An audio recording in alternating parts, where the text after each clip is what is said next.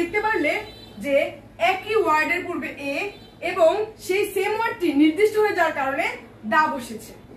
আসসালামু আলাইকুম বন্ধুরা, চলো আজকের ক্লাসের মাধ্যমে আমরা আর্টিকেল দি এর ব্যবহারটিকে ক্লিয়ার করে ফেলি।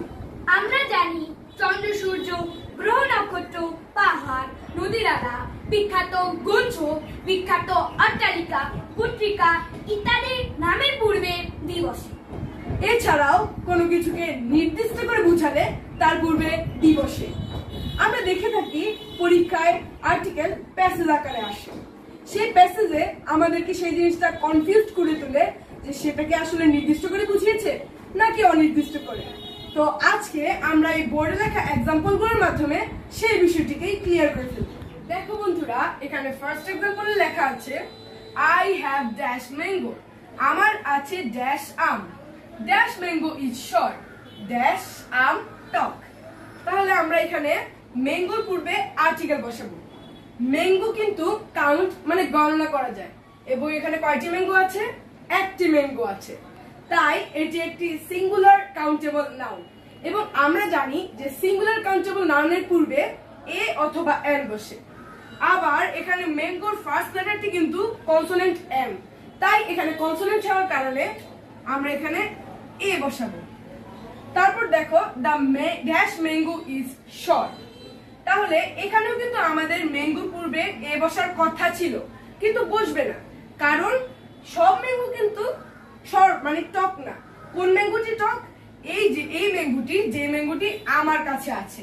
তাহলে এটি নির্দিষ্ট হয়ে গেল এবং নির্দিষ্ট হয়ে যাওয়ার কারণে আমরা এখানে দা বসাবো।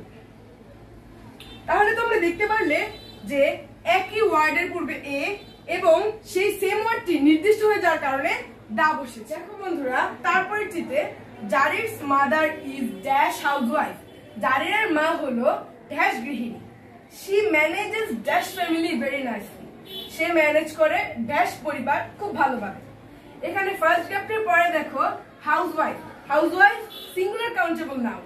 হাউসওয়াইফ সিঙ্গুলার কাউন্টেবল নাউন হওয়ার কারণে এখানে এ অথবা এন বসবে এবং ফার্স্ট লেটারটি যেহেতু কনসোনেন্ট সাউন্ড তাই আমাদের এখানে এ বসবে।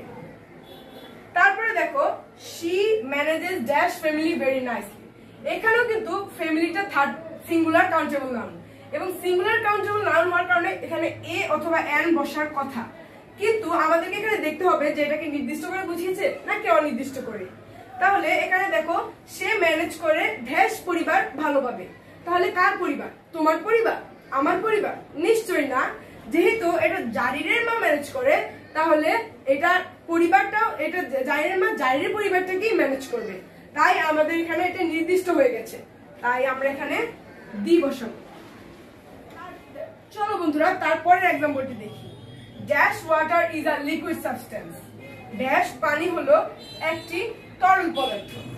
তাহলে এখানে এই নাউন ওয়াটার কিন্তু গণনা করা যায় না, মানে এটি একটি আনকাউন্টেবল নাউন এবং আমরা জানি আনকাউন্টেবল নাউনের পূর্বে নো আর্টিকেল মানে কোনো আর্টিকেল বসে না। তা কিন্তু আবার যদি সেটিকে নির্দিষ্ট করে বোঝানো হয় তাহলে আবার দা বসে। তাহলে আমরা এটি পরীক্ষা করে দেখি যে এটিকে নির্দিষ্ট করে বোঝানো হয়েছে কিনা। তাহলে a water is a liquid substance, পানি হলো তরল পদার্থ। কোন পানি তরল পদার্থ?